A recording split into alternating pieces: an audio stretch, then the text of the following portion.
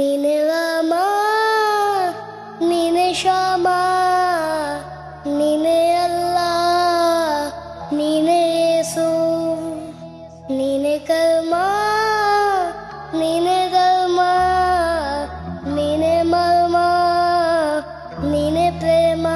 ನಿಮ್ಮ ಜೀವದ ಮಾಲೀಕ ನಾನು, ನಿಮ್ಮ ಪಾಲಿನ ಸೇವಕ ನಾನು.